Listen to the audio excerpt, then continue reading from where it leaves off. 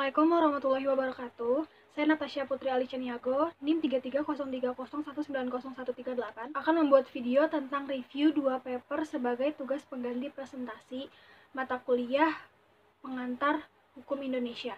Pada paper pertama ini, saya akan membacakan paper Suarsa Putra Utama yang berjudul Hukum Dagang ABRI. Di dalam paper ini terdapat pengertian dari hukum dagang, sejarah munculnya hukum dagang, pengertian dari pekerja, pengertian dari perusahaan, lalu saya juga paparkan pengertian dan kewajiban dari seorang makelar. Pertama, pengertian dari hukum dagang. Hukum dagang adalah hukum yang mengatur hubungan antara pihak satu dengan pihak lain yang berkaitan dengan urusan-urusan dagang. Kaidah hukum yang dikenal sebagai hukum dagang ini awal mulanya muncul pada saat kalangan pedagang pada abad ke-17. Kaidah hukum tersebut sebenarnya merupakan kebiasaan yang muncul dari para pedagang tersebut yang terjadi dalam pergaulan di bidang perdagangan. Pada mulanya, hukum dagang itu berinduk pada hukum perdata. Seiring berjalannya waktu dan terjadinya pengkodifikasian, terciptalah Kitab Undang-Undang Dagang atau KUHD yang sekarang telah terpisah dengan KUH Perdata. Perkembangan hukum dagang sebenarnya sudah ada sejak zaman Eropa, atau lebih jelasnya sejak abad pertengahan Eropa sekitar 1000 atau 1500. Pada zaman itu telah muncul kota-kota pusat perdagangan, diantaranya ada Genoa, Florence, Venesia, Marseille, Barcelona, dan negara-negara lainnya.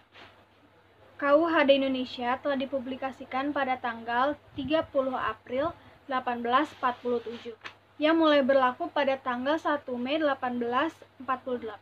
Pada tahun 1906, Kitab 3 KUHD Indonesia diganti dengan Peraturan Kepailitan, yang berdiri sendiri di luar KUHD itu sendiri. Sehingga sejak tahun tersebut, Indonesia hanya memiliki 2 kitab, yaitu Kitab 1 KUHD dan Kitab 2 KUHD Indonesia. Karena asas konkordansi, di Indonesia juga diadakan KUHS pada tanggal 1 Mei 1948. Lalu di paper ini terdapat pengertian dari perusahaan. Pengertian perusahaan menurut Andasasmita yaitu perusahaan adalah mereka yang berkesinambungan dan terbuka bertindak dalam kualitas tertentu untuk mencapai keuntungan bagi diri mereka sendiri. Sedangkan jabatan adalah mereka yang menggunakan keahlian dan mereka yang bertujuan atau bersifat ideal seperti dokter, pengacara, pendeta, dan notaris. Ada pekerjaan. Pekerjaan secara umum yaitu hubungan yang melibatkan antara perusahaan dan juga pekerja atau karyawan. Para pekerja tersebut akan mendapatkan gaji sebagai balas jasa dari pihak perusahaan. Selain pekerja di dalam perusahaan, perusahaan juga memiliki pekerja di luar perusahaan yaitu agen perniagaan, makelar, dan komisioner. Saya akan menjelaskan tentang pengertian dari makelar dan kewajiban dari makelar. Makelar adalah perantara yang menghubungkan pihak ketiga dengan perusahaan untuk melakukan berbagai perjanjian. Kewajiban dari makelar adalah membawa buku catatan sebagai tindakannya menjadi seorang makelar. Kedua, siap sedia untuk memberikan kutipan dari buku-buku tersebut kepada pihak yang bersangkutan, terutama pembicaraan dan tindakan yang dilakukan dalam hubungan dengan transaksi yang dilakukan. Ketiga, ada menyimpan monster atau contohnya barang sampai penyerahan itu dilakukan. Yang keempat, menjamin kebenaran tanda tangan yang terdapat dalam surat wesel, dalam perdagangan surat wesel, atau surat-surat berharga lainnya yang tercantum dalam surat-surat tersebut.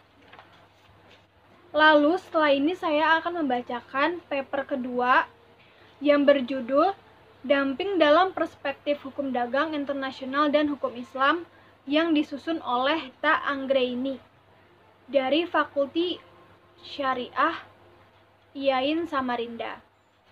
Isi dari papernya yaitu terdapat pengertian dari dumping, istilah dumping di perdagangan internasional, klasifikasi dari dumping menurut para ahli ekonomi, dumping dalam perspektif hukum WTO, dan dumping dalam perspektif hukum Islam. Yang pertama, pengertian dumping adalah sistem penjualan barang di pasaran luar negeri dengan harga yang rendah sekali, dengan tujuan agar harga penjualan di dalam negeri tidak diturunkan, sehingga akhirnya dapat menguasai pasaran luar negeri dan dapat menguasai harga kembali. Pada kurun waktu 1995 sampai 2008 terdapat tuduhan dumping yang dilakukan oleh negara organisasi perdagangan dunia atau World Trade Organization atau WTO sudah mencapai 3.427 kasus yang meliputi 100 negara yang dituduh dan 43 negara penuduh. Sementara itu, 5 negara WTO yang mendapatkan banyak kasus yaitu ada Cina, terdapat 677 kasus, dilanjut oleh Republik Korea sebanyak 252 kasus. Lalu di pihak ketiga ada Amerika Serikat sebanyak 189 kasus, Taiwan dengan 187 kasus, dan Indonesia berada di tempat kelima dengan 142 kasus. Lalu selanjutnya istilah dumping dalam perdagangan internasional. Menurut General Agreement on Tariff and Trade or GATT, dumping diartikan sebagai keadaan suatu produk dimasukkan ke dalam pasar negara lain dengan harga rendah dari harga normal. Sedangkan menurut Kamus Perdagangan Internasional, dumping merupakan praktek penjualan produk di negara tujuan ekspor dengan harga di bawah harga normal dan harga produsennya yang bertujuan untuk menguasai pasar di luar negeri. Sesuai peraturan GATT, praktek dumping dianggap sebagai praktek perdagangan yang tidak jujur dan dapat merugikan produsen produk saingan serta mengacaukan pasar internasional. Penurunan harga pada dasarnya dapat disahkan selama tidak merugikan pihak lain. Artinya dumping secara teknis sah menurut GATT, namun tidak diperbolehkan jika ada pihak yang dirugikan. Lalu, menurut para ahli ekonomi, dumping diklasifikasikan dalam 3 kategori, yaitu sporadis, dumping yang menetap, dan dumping yang bersifat merusak atau predatory dumping. Selanjutnya, dumping dalam perspektif WTO. WTO di dalam GATT mengatur masalah dumping yang dianggap dapat merugikan saingan bisnis melalui diskriminasi harga.